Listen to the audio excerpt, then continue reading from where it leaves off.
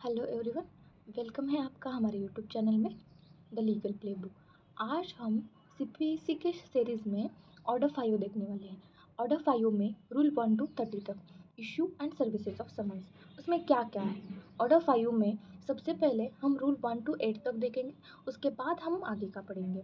सबसे पहले rule 1 to 8 lays down the general provision relating to issuance of the summons. Summons कैसे issue होता है, समन्स में क्या क्या कंटेंट होगा, टाइम पीरियड कितना होगा, 1 to 8 तक हम देखेंगे। ठीक है, सबसे पहले रूल 1 समन्स।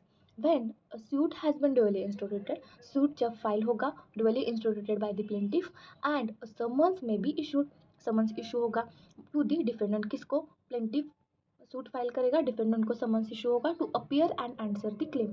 अपियर हो जाओ और आंसर करो, कोर्ट में अपियर हो जाओ और जो प्लेंटिफ ने प्लेन फाइल किया है उसके ऊपर आंसर दे दो क्लेम को। And to file the return statement of his defence, उसके डिफेंस में रिटर्न स्टेटमेंट फाइल करो। If any within the 30 days from the date of services of summons on the defendant, defendant को 30 days with in 30 days में क्या करना है, 30 days with in 30 days में क्या करना है, रिटर्न स्टेटमेंट फाइल करना है। सबसे पहले प्रोविजो 1 देखेंगे। प्रोविजो 1 में no such summons shall be issued, summons issue नहीं होगा when defendant has appear at the presentation of plain. Summons नहीं इशू होगा कब, समन्स नहीं इशू होगा जब डिफेंडेंट प्रेजेंट ही है वहाँ पे, जब प्लेंट फाइल कर रहा है तब क्या होगा कि डिफेंडेंट प्रेजेंट है वहाँ पे एंड डिफेंडेंट ने क्या किया है, एडमिटेड द प्लेंटिव्स फैक्ट। प्लेंटिफ ने जो जो प्लेंट में फैक्ट्स लिखे हैं और क्लेम लिखा है वो सब क्या है, डिफेंडेंट को एडमिट है। तो वहाँ पे हम डिफेंडेंट को फिर से समन्स इशू नहीं करने। समन्स का मतलब क्या है, बेसिकली बेसिक टर्म में समन्स का जो मतलब है वो क्या है, इंटीमेशन। डिफेंडेंट को इंटीमेशन देना होगा, हमको नोटिस देना होगा कि ऐसे ऐसे करके तुम्हारे ऊपर केस लगा है ऐसे। ओके, उसके बाद प्रोविजो 2 में क्या होगा, where the defendant fails to file the return statement. Defendant क्या हुआ कि फेल हो गया, कि वो रिटर्न स्टेटमेंट फाइल करने में फेल हो गया within the period of 30 days, 30 days में he shall be allowed to file the same, he shall be allowed to file the same on such other day में वो file करेगा as may be specified by the court. Court जब specify करेगा, even 30 days खत्म हो गए तब भी कोर्ट एक्सटेंड कर सकता है for a reason, but there must be a reason recorded, reason record होना चाहिए वहाँ पे और होगा।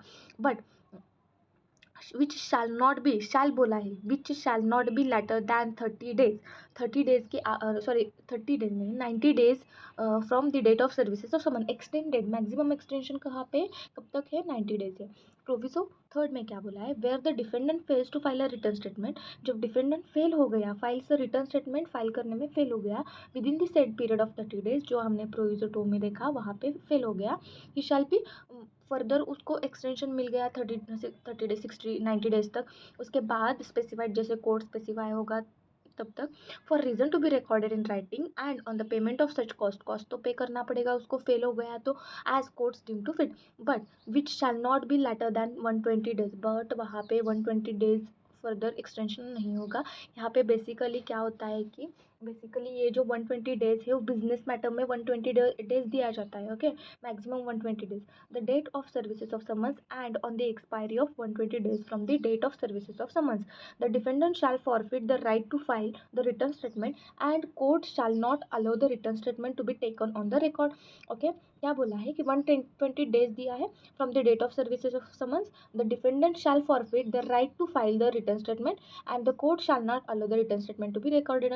उसके बाद कोर्ट रिकॉर्ड में नहीं लेगा रिटर्न स्टेटमेंट डिफेंडेंट का। ओके, उसके बाद क्या है, second point, second sub rule क्या है, a defendant to whom a summon has been issued.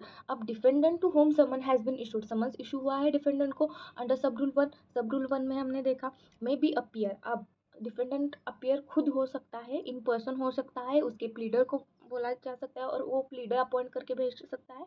मतलब by a pleader duly instructed and able to answer all material questions relating to the suit, जो all relating material questions है उसका answer उसको आना चाहिए और देना चाहिए, एबल होना चाहिए वो। ओके, बाय द प्लीडर, अब प्लीडर होना चाहिए, pleader accompanied by some person able to answer the. अब प्लीडर क्या करेगा, अकम्पनाइड करेगा some person able to answer all such question, जो आंसर कर सकता है all such question. Third one is and third sub rule क्या बोला है, every such summon shall be signed. Every summon क्या होना चाहिए, समन साइंड होना चाहिए, उसके ऊपर साइन होनी चाहिए जज की और बाय द जज और ऑफिसर ऑफ एज ही और बोला है officer as he appoints and shall be sealed with the seal of the court. Seal होना चाहिए, कोर्ट का सील होना चाहिए वहाँ पे। अब रूल 2 में क्या बोला है, नेक्स्ट देखेंगे रूल 2। रूल 2 में क्या बोला है, rule 2 copy of plaint annex to the summon. अब हमने समन भेज दिया डिफेंडेंट को, तो डिफेंडेंट को पता लगना चाहिए ना क्यों क्यों फाइल किया गया है केस उसके ऊपर। तो वहाँ पे प्लेंट का जो कॉपी है उसको अनेक्स, अनेक्स का मतलब होता है अटैच होना चाहिए। Every summon shall be accompanied by a copy of the plaint. Plaint के साथ उसको कॉपी क्या होना चाहिए, अटैच्ड होना चाहिए समन को। Okay, thus from rule 1 and rule 2, from rule 1 and rule 2 जो बोला है, two essential most essentials of the summons emerge. Summons की ये 2 पॉइंट्स और रूल जो है बहुत बहुत इंपॉर्टेंट है। ओके, उसके बाद every summon shall be sign. अब जो समन हमने देखा, समन्स क्या होना चाहिए, साइन होना चाहिए, जज का साइन होना चाहिए, जजेस की साइन होनी चाहिए वहाँ पे, or officer as he appoints, जैसे ऑफिसर अपॉइंट हुए हैं उनके साइन होना चाहिए, and shall be sealed with the seal of the court, और सील ऑफ द कोर्ट होना चाहिए वहाँ पे। Every summon shall be accompanied by the copy of plaint. जो एवरी समन है कहा कैसे होना चाहिए, कॉपी ऑफ प्लेंट के साथ कॉपी होना चाहिए, प्लेंट के साथ। समन के साथ, समन हम भेज रहे हैं डिफेंडेंट को, तो डिफेंडेंट को पता चलना चाहिए फैक्ट्स क्लेम क्या है, वो पता चलने के लिए क्या हम कॉपी ऑफ प्लेंट अनेक्स्ट करेंगे, उसका मतलब अटैच करेंगे। यही बोला है रूल नंबर 2। रूल नंबर 1 में क्या बोला, रूल नंबर 1 में हमने देखा कि टाइम पीरियड क्या दिया है, समन्स कैसे इशू होता है, और समन्स क्या होता है, मैक्सिमम टाइम पीरियड क्या है, वो हमने रूल नंबर 1 में देखा। रूल नंबर 2 में कॉपी भेजना चाहिए प्लेंट का, अनेक्स्ट होना चाहिए समन्स के साथ। ओके, रूल नंबर 3 में क्या है, रूल नंबर 3, कोर्ट में ऑर्डर डिफेंडेंट। अब क्या होगा, कोर्ट ऑर्डर करेगा डिफेंडेंट को और प्लेंटिफ को और डिफेंडेंट को कोर्ट ऑर्डर करेगा to appear in person. Person में आप भाई साहब, पर्सन में अपीयर हो जाइए अब कोर्ट में, आप ऐसे बोलेगा कोर्ट, किसको, प्लेंटिफ को भी डिफेंडेंट को। याद रखिए ये प्लेंटिफ और डिफेंडेंट के ऊपर अप्लाई होगा। रूल 1 रूल 2 सिर्फ और सिर्फ डिफेंडेंट के ऊपर है। Okay, where the court sees a reason to require the personal attendance of the defendant. अब क्या है, the reasons required to be personal attendance to be defendant, the summons shall order him to appear in the person in court on the day specified। Day fix करेगा और court में defendant को बुलाया जाएगा। Where, second में क्या बोला है, where court sees a reason to be personal reason require the personal attendance of the plaintiff on the same day it shall make an order for such appearance. जब plaintiff को अलग अलग days पे तो नहीं बुलाएंगे, प्लेंटिफ और defendant को सेम डेज पे बुलाएंगे, तो सेम डे प्लेंटिफ और सेम डे डिफेंडेंट को नोटिस दिया जाएगा। ओके, ये रूल 3 में बोला है। अपीयरेंस, अपीयरेंस रखेंगे याद में, यहाँ पे हम अपीयरेंस नोटिस दिया गया है plaintiff as well as defendant. Rule number 4 देखेंगे। रूल नंबर 4 में क्या है, सेक्शन 132 टू 133, ये हम सेक्शन के साथ कनेक्ट करते जाएंगे, आपको याद रखने में इजी हो जाएगा। Section 132 to 133 of CPC. Okay, exemption from appearance in person. Rule 4 में भी वही बोला है कि किन किन पर्सनस को एग्जम्प्ट किया गया है सीपीसी में अपीयरेंस के लिए। ओके, तो no party shall be order to appear in person, no party shall be ordered to appear in person unless he reside within the local limits। unless बोला है, इसको भी एक्सेप्शन में डाला है। Okay, within the local limits of courts ordinary original jurisdiction, तो within the local limits में जो रहता है वो आएगा, ऐसे बोला है उनको, with in the local limits of the courts ordinary jurisdiction, तो वो प्रेजेंट रहेगा, अपीयर होगा वो। सेकेंड में क्या बोला है, outside such limit but at place less than 50 miles और 200 माइल्स। क्या है, लोकल लिमिट्स के आउटसाइड है बट वो क्या है, लेस देन 50 माइल्स और 200 माइल्स के अंदर, और लेस देन है तो वो क्या होगा, where there is an railway और स्टीमर कम्युनिकेशन और अदर इस्टेब्लिश्ड पब्लिक कन्वीनियंस का क्या है, 5 वहाँ पे क्या है कि 5/6 of the distance between the place where the resides and place where the court situate, इसके बीच का अंतर जो है वो कम है, वो क्या होगा, प्रेजेंट होगा वहाँ पे, distance from the court house. No party shall be order to appear in a person. क्या बोला है, फिर एक बार देख लीजिए, outside such limit but at the place less than 50 miles और 200 माइल्स के अंदर जो है वो प्रेजेंट रहेगा। और क्या बोला है, वेयर देयर इज रेलवे और स्टीमर है कम्युनिकेशन और other established public convenience for 5/6 5/6 of the distance जो है, प्लेस कहाँ पे होना है, वेयर द रिसाइड, जो रिसाइडिंग प्लेस है, and the place where court situate, place residing place and court situate जो है ना, बीच में जो अंतर है वो उसका टाइम पीरियड उसके ज़्यादा नहीं होना चाहिए।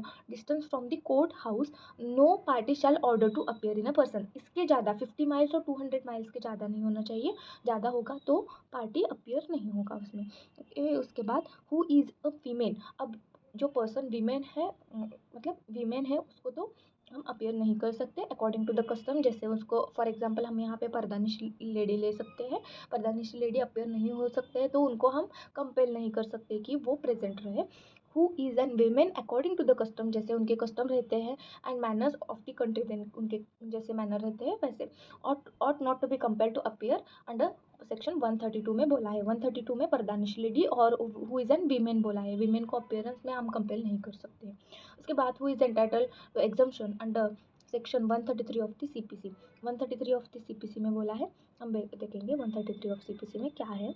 The following person shall be entitle to exemption from, अब एग्जम्पशन क्या है, कौन कौन है, person appearance in the court namely the president of India firstly, the vice president of India secondly, third one the speaker of house of the people, the minister of union, उसके बाद the minister of union, the judges of Supreme Court, the governor of state and administrator of union territories, the speaker of state legislative assemblies, the chairman of state legislative assembly, the ministers of states, the judges of high courts, the person to whom section 87B applies.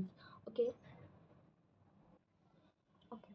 87B में क्या बोला है, 87B of the code of civil procedure code of 1908 requires the permission from the central government, central government का permission चाहिए किसके लिए, sue करने के लिए, for the rulers of Indian state, जो रूलर्स है इंडियन स्टेट के। This section applies to suit based on cause of action that arose before the constitution came into effect on January 26, 1950। उसके ऊपर 87 में हम सेंट्रल गवर्नमेंट की permission लेंगे स्यू करने से पहले।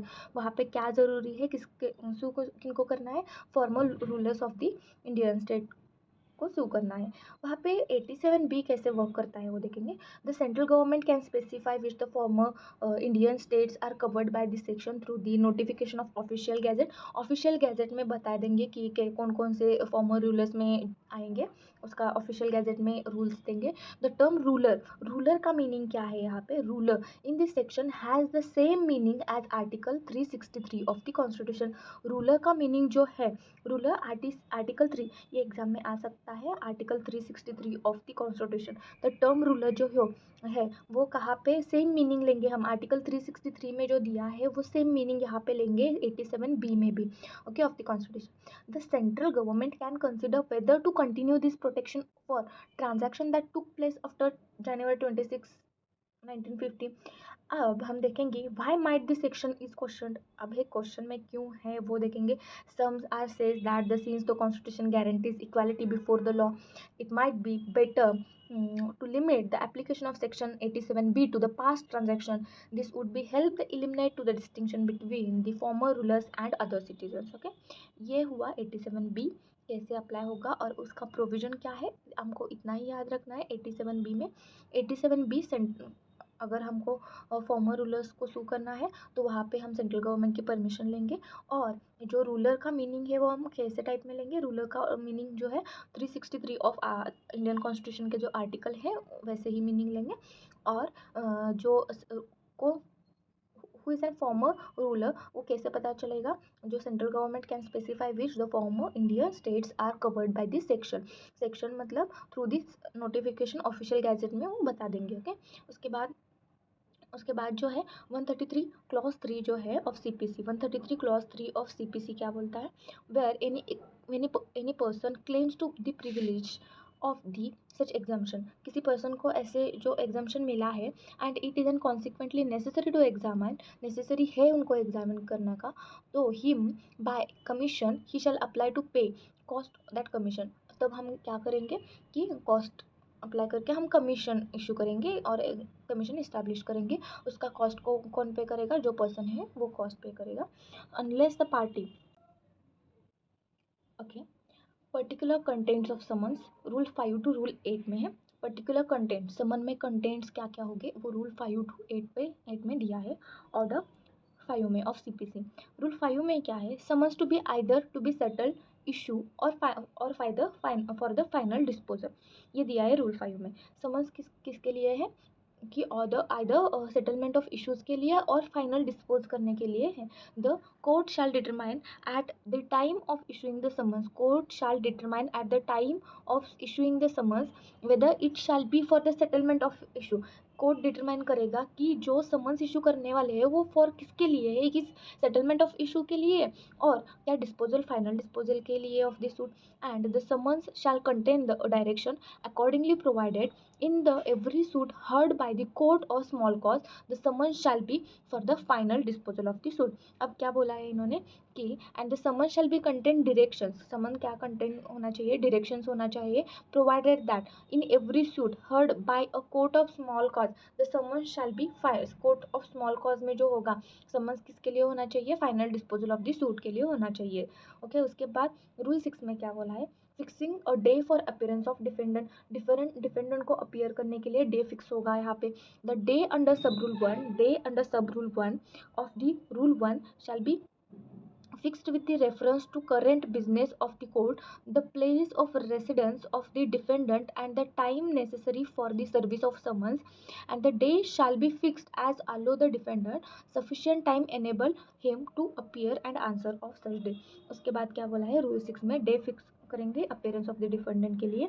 The day under sub rule 1 में जो दिया है shall be fixed with the reference to current business of the court and place of residence of the defendant, defendant का प्लेस और कोर्ट में कितना अंतर ये सब मायने रखते हुए समन्स इशू करेंगे एंड डेट फिक्स करेंगे। नेक्स्ट रूल 7 में क्या बोला है, summons to order defendant to produce a document. अब अपीयरेंस के लिए रूल 6 में क्या बोला है, अपीयरेंस के लिए ये समन्स इशू किया है। रूल 7 में summons to order defendant to produce documents relied on him, जो डिफेंडेंट ने रिलाई किया है उसके ऊपर, जो डॉक्यूमेंट्स के ऊपर, वो डॉक्यूमेंट्स प्रोड्यूस करने के लिए हम समन इशू करेंगे। The summons to be appear and answer shall order the defendant to produce all the documents or copies thereof specified in rule 1A of order 8 in his possession or power upon which he intends to rely in support of case। Support of case में rule 8 में जो उसने return, rule 8 में क्या है, return statement counter claim दिया गया है, वहाँ पे जो लिस्ट तैयार हुई है उस लिस्ट में जो डॉक्यूमेंट्स उसने इंक्लूड किया है वो सब डॉक्यूमेंट्स क्या होंगे, रूल 7 में हम समन्स इशू करके प्रोड्यूस करवा लेंगे। रूल 8 में क्या बोला है, रूल 8 में on issue of summons for final disposal, हमने देखा कि issue of summons either rule 5 में देखा कि फाइनल डिस्पोजल और सेटलमेंट ऑफ इशू के लिए हम समन्स इशू करेंगे। अब रूल 8 हम रीड कर सकते हैं उसके साथ, on issue of summons for disposal final disposal defendant to be directed to produce his witness, वहाँ पे हम डिफेंडेंट को डायरेक्ट कर सकते हैं कि final produce of his witnesses को भी लेके आओ भाई, ऐसे बोल सकते हैं उसको हम। Whether where the summons is for final disposal of the suit it shall also direct the defendant to produce on the day fixed for his appearance all witnesses whose evidences he intend to rely in support of his case particular content of summons। Rule 5 में जो बोला to rule 8 rule 5 तक to rule 8 में जो दिया है वो सब पर्टिकुलर्स क्या होने चाहिए, कंप्लीट होने चाहिए। As per the rule summons shall be contain the following things. अब समन्स क्या क्या होना है, समन्स में direction whether the date fixed in the summons is for the settlement of issue only or for the final, हमने rule 5 में देखा था ये। उसके बाद sufficient time to the defendant to enable him appear and answer the claim of defendant. उसके बाद order directing the defendant to produce all documents in supporting in his case. Order 8 में जो रिटर्न स्टेटमेंट में जो list दिया है उसने, वो सब डॉक्यूमेंट्स क्या हो गए, हम उसको क्या करेंगे, समन्स इशू करेंगे कि भाई तुम जो लिस्ट में डॉक्यूमेंट्स मेंशन किया है वो सब डॉक्यूमेंट्स प्रोड्यूस करो कोर्ट के सामने। उसके बाद क्या बोला है, सिग्नेचर ऑफ द जज के जो सिग्नेचर है वो होने चाहिए और officer of the court as he appoints in behalf of seal of the court वहाँ पे होना चाहिए। उसके बाद प्रोसीजर क्या है, प्रोसीजर बोला है। उसके बाद प्रोसीजर में क्या है, procedure for service of summons, procedure for service of summons और mode of services of summons क्या है, प्रोसीजर 9 से 30 तक दिया है, 9 से 30 रूल 9 to 30। उसके बाद पर्सनल, अब प्रोसीजर क्या है सर्विसेज ऑफ समन में, वहाँ पे हम देखेंगे फर्स्ट वन है पर्सनल और direct service, rule 10 to 16 and 18 बोला है, personal and direct service, rule 10, 16 and 18, okay. Second में क्या बोला है, service by the court, court का सर्विस है, service by the court rule 9 में दिया है, ओके। थर्ड वन क्या बोला है, सर्विस बाय द प्लेंटिफ, सबसे पहले बोला कि सर्विस क्या होगा, पर्सनल और डायरेक्ट होगा सर्विस 10, 16, 18, उसके बाद सर्विस 10 to 16 एंड 18 ऐसा। और सेकंड में क्या बोला है, सर्विस बाय द कोर्ट, अब सर्विस बाय द कोर्ट में क्या, सिर्फ और सिर्फ रूल 9 होगा। उसके बाद थर्ड में क्या है, थर्ड में service by plaintiff, service by plaintiff, उसमें क्या, प्लेंटिफ जो सर्व करता है उसको सर्विस बाय प्लेंटिफ प्लेंटिफ होगा, वहाँ पे रूल 9A होगा। उसके बाद सब्सटीट्यूटेड सर्विस, सब्सटीट्यूटेड सर्विस क्या होता है वो आगे हम देखेंगे। Substituted service rule 17, 19 and 20। उसके बाद पर्सनल और डायरेक्ट सर्विस, सबसे पहला जो रूल था उसका, पर्सनल और direct service of summons upon the defendant. अब पर्सनल और डायरेक्ट सर्विस फर्स्ट में देखा, रूल 10 to 16 एंड 18, ये सबसे पहले हम देखेंगे। रूल 10 में क्या बोला है, mode of service, mode of service कैसा होगा, service of the summon shall be made by delivering or tendering a copy thereof signed by the judge or such officer as appoints in his behalf and sealed with the seal of the court। हमने ये देखा ही है कि mode of service में services of summons, जब हम notice issue कर रहे हैं, जब डिलीवर करेंगे और टेंडरिंग करेंगे, उस पर क्या हो, कॉपी में क्या होगा, साइन होना चाहिए जजेस का, और ऑफिसर जो अपॉइंट किया है on his behalf and sealed with the court का सील होना चाहिए।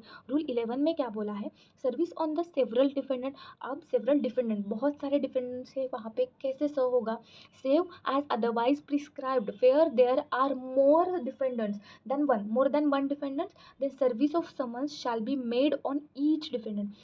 ईच डिपेंडेंट को क्या होना चाहिए, सर्विसेज ऑफ समन्स पास होना चाहिए।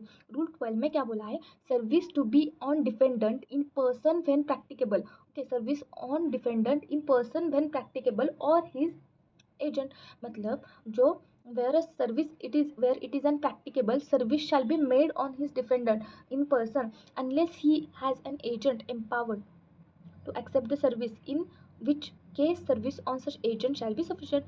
सर्विस अब एजेंट अपॉइंट किया है तो सर्विस ऑफ डिफेंडेंट किसको हम करेंगे, समन्स एजेंट को देंगे। उसके बाद 13, such as service on agent by whom defendant carries on business. अब 13 में क्या बोला है, service on agent by defendant whom carries on business, वहाँ पे हम क्या करेंगे, इशू करेंगे। In a suit relating to any business or work, relating to any business work against a person who does not reside within the local limits of jurisdiction of the court from which the summons is issued. Service, अब वो जो defendant है वो local limit में नहीं रहता है, तब क्या करेंगे, समन्स इशू करेंगे।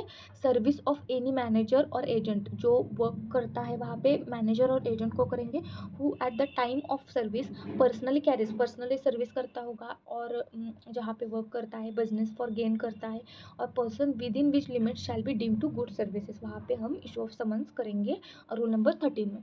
उसके बाद for the purpose of this suit or rule, for the purpose of this rule, the master of a sheep shall be deemed to be agent of the owner और कैरेक्टर। इसमें क्या बोला है कि जो हम वाइकरियस लायबिलिटी बोला है ना, जब एजेंट को समझ दिया है तो हम consider deem to be, and principal को भी वो नोटिस दिया है, ऐसे हम कंसिडर कर लेंगे, डीम कर लेंगे, ऐसे यहाँ पे बोला गया। रूल 14 में क्या है, service on agent in charge in suit for immovable property, service on agent in charge in suit for immovable property. अब इसमें क्या है, इमूवेबल प्रॉपर्टी का सूट है, तब एजेंट को कैसे हम सर्विस करेंगे, समन सर्व करेंगे, वो बोला है where in suit to be obtain relief respecting or compensation for wrong to immovable property, service can not be made on defendant in person, defendant को नहीं करेंगे, and defendant has no agent, जब defendant को agent नहीं है तब empower to accept the service, it may be made on any agent, agent को क्या करेंगे, हम सर्व करेंगे of the defendant in the charge of the property, उसको हम क्या करेंगे, सर्विस ऑफ समन सर्व करेंगे। 15 में क्या बोला है, वह सर्विस में be on adult male member, adult member of the, male नहीं है यहाँ पे, sorry, adult member of the defendant family, where any in any suit the defendant is absent, defendant absent है फ्रॉम हिज रेसिडेंस, रेसिडेंस में absent है at the time when the services of summons is solve, then वहाँ पे effect क्या होगा, his at residence and there is no likelihood being found that residence within the reasonable time and he has no agent भी नहीं है वहाँ पे to accept the services of summons on his behalf. Service may be made on the adult member of the family. जो adult member है उनको हम services of summons और वो जो नोटिस है वो देंगे. ओके अब एक्सप्लेनेशन में क्या बोला है. Explanation a servant is not a member. Servant क्या है, मेंबर नहीं है of the family with in the meaning of this rule. जो फैमिली में सर्वेंट होता है वो क्या फैमिली मेंबर नहीं है with in this meaning of, या इस रूल में क्या सर्वेंट एक मेंबर नहीं है. रूल 16 में क्या बोला है, person serve to sign acknowledgement. अब एक्नॉलेजमेंट लेंगे वेयर द सर्विंग ऑफिसर, जो सर्विंग ऑफिसर है, delivers or tenders a copy of the summon to defendant personally or to an agent or other person on his behalf. He shall acquire a signature of the person का हम signature लेंगे, उसके जो copy है उसके ऊपर उस person का सिग्नेचर एक्नॉलेजमेंट लेंगे.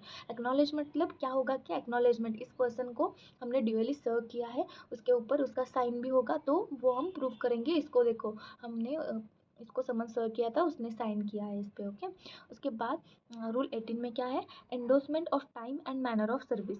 The serving officer shall in all cases in which the summons has been served under rule 16 endorse or annex of or cause to endorse or annex on or original summons a written stating the time when and manner in which the summons was served. वो जो officer है वो क्या time भी mention करेगा और किस तरह से उसने कौन सा मैनर यूज़ किया है समन सर्व करने के लिए वो भी बताएगा. And the name and address of the person if any identify the person serve as a witness होगा तो विटनेस को बुलाएंगे. The delivery of or tender of the summon. उसके बाद rule 9 second service by the court. अब service by the court rule 9 में दिया है. रूल 9 सब रूल 1 उसमें where the defendant reside within the territorial jurisdiction of the court issuing the summons or he has empowered agent within the jurisdiction of such court. Defendant अगर territorial jurisdiction में local limits में रहता है तो उसके agent को और उसको हम समन्स सर्व करेंगे. कौन करेगा, कोर्ट सर्व करेगा. Then the summon shall be serve through the proper officer. Court का जो ऑफिसर है वो सर्व करेगा और courier services approved by the court. Courier service जो अप्रूव्ड बाय द कोर्ट है उसके तरफ से हम क्या करेंगे, समन्स इशू करेंगे. 9 सब रूल 2 में क्या बोला है, CPC empowers civil procedure code empowers the court to deliver the summons in manner as court deems to fit. Court को जैसे डीम्स टू फिट लगता है वैसे क्या करेगा, court deliver to the summons करेगा. Rule 9 sub rule 3 summons can also be served by the registered post, speed post, courier services, fax, email or by any other permissible means of transmission से court क्या कर सकता है, summons serve कर सकता है. Provided that the summons of the services of summons under this rule sub rule shall be made at the expenses of the plaintiff. expenses जो लगेगा वो कौन देगा, plaintiff देगा. उसके बाद द कोर्ट और अब नया कोविड के टाइम से serving summons via WhatsApp through भी हो रहा है. The court expanded the scope of electronic media by using the WhatsApp to serve the services of summons. उसके ऊपर उसके बाद the Hisar property dispute case देखेंगे इसके हम. The first such instance happened in the state of Haryana where the financial commission headed by the IAS officer Ashok खेमना.